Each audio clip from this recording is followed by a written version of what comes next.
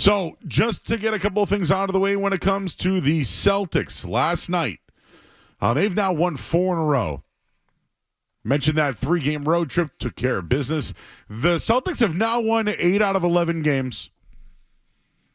That's the best mark in the Eastern Conference during that time. Last night was a very good win. Right now, only 4.5 games back from Cleveland, but it was the defense last night.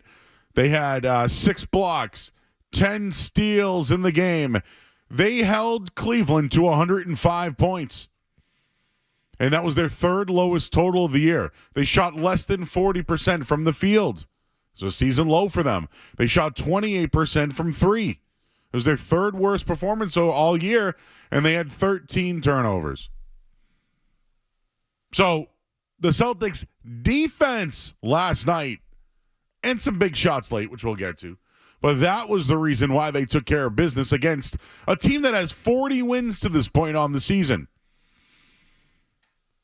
But it was a bad shooting night, I have to admit, for Cleveland. And I give all the credit to the Celtics for their defense and their rebounding, which in the end they dominated. They won the turnover battle. They made 9 more threes. And the bench, how about this? Peyton Pritchard, Sam Hauser, Luke Cornett, Al Horford, big nights last night. Horford had a nice night, 13 points, 10 rebounds. The Celtics bench outscored the Cavs last night 29-3. Now, did Cleveland fight back, make it a 5-point game? Absolutely. But who's the guy who sealed the deal? When Jaylen Brown was in foul trouble and Jason Tatum continuously got double-teamed, it was Derrick White. White scored 8 points on the final 3 possession of the game. So in 86 seconds, he scored 8 points last night. He finished the quarter with 14 points. He shot 5 of 6 from the field and went 4 of 5 from downtown. He also assisted on 6 of their 8 makes during that frame. Derrick White in the fourth quarter last night, 14 points, 5 or 6, 4 threes. Huge night. He's now shooting 70% from the field and 67% from 3 in clutch opportunities this year. Clutch situations. Second best amongst players who've taken that many shots. The other is Amen Thompson. These guys saw him. But remember that stretch from December to January where we thought there was a funk?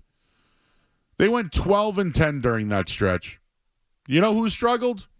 Derrick White, 40% from the field, 34% from downtown. In the first 12 games of January, he was shooting about 37%, 30% from deep. But Derrick White, he's back. Since then, he's shooting 50% from the field and 47% from 3. They've gone 5-1 since he's gone on this stretch. When he averages 18 points or more from the field this year, the team's legit. They're only 7-7 when he goes under 52% from the field. So are you noticing a trend here? As Derrick White goes, the Celtics are going. Every night you'll get Tatum, you'll get Brown. But when White plays to that all-star level, and he wasn't an all-star this year, although campaigned for it. As he goes, the Celtics go. Those first 19 games, they started 16-3. He was averaging 18 points a game. He had a little bit of a lull the last 24 games, averaging just about 14. Last 5 games, he's now close to 20 points per game. They're 5-0. If you use those 3 parts of the season, they started 16-3. When he struggled, they went 14-10. Since then, 5-0. It's not a coincidence, everybody. Speaking of coincidence, the Celtics now return home and they take on the Dallas Mavericks tomorrow. No word yet if Anthony Davis is going to play for Dallas in his debut. But someone has been added to the Celtics injury report, and it's Drew Holiday. Now, the Celtics did make a trade today. They moved on from Jaden Springer, And he made $4 million a year. But Springer and a second round pick, the Celtics will acquire a future second. This is a salary dump. But it relieves the Celtics just under $16 million in tax penalties. Could someone else be next? And when I see Drew Holiday on that list, his contract over the next few years, everybody, $30 million this year, $32 next year, $34 the year after, $37 in 27-28. I can understand ownership having to make a decision. I do. But you know what I saw last night from Drew Holiday? He struggled a bit. I mentioned that Jaylen Brown led the team early on when they got out to that 15-point lead. He had 16 points, struggled in the second half because Mitchell and Garland started scoring. He had 5 fouls, and down the stretch, Joe Mazzulla sat Jaylen Brown, played Pritchard. What ended up happening? Drew Holiday took on more of a ball handling position. He had a big basket late in the game. Peyton Pritchard also helped out offensively. I think it's really hard to move on from Drew Holiday. But it's not Porzingis. It's not Brown. It's certainly not Tatum or White. If they were to make a move, and it was because of salary cap reasons, you would hope it's Xavier Tillman or someone else like that at the end of the bench. But if we're talking long-term here, it's Drew Holiday, and I just find it a coincidence that he's on the injury report today. A couple other things I wanted to just bring up regarding the Celtics, because I do want to get into some Bruins stuff coming up in a minute here. But last night, Jason Tatum was outstanding passing the basketball. He assisted on many of the threes. The 2 threes that Derrick White hit to seal the game, it was on a double team at the foul line. Max Strus covering White, goes to double team. Tatum finds him, knocks down both shots.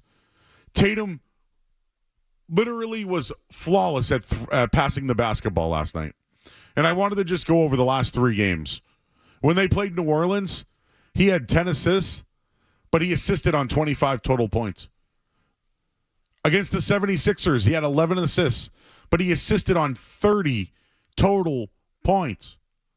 And last night against the Cavs, he had 7 assists, but they were on 18 assisted points, and they were late in the game.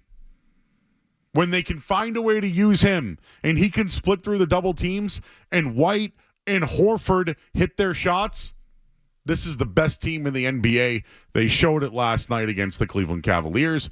Speaking of Cleveland, I still don't find them a threat.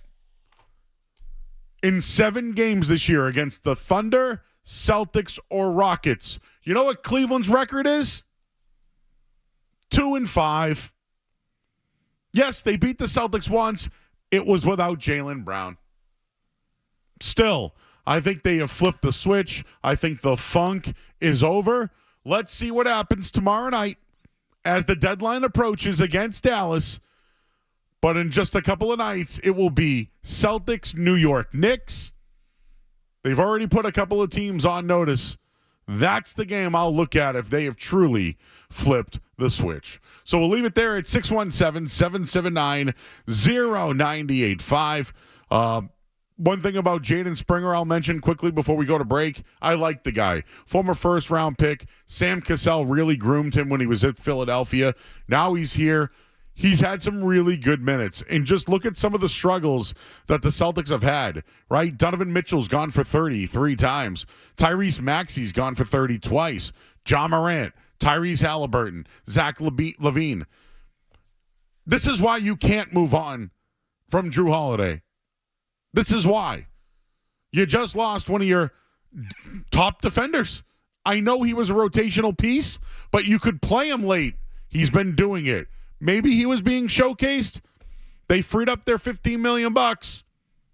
Hopefully they go all in with this group. I think it would be a bad time to make a financial business decision based off potentially winning another championship. If you like that clip, check out more videos from my show, The Joe Murray Show, here.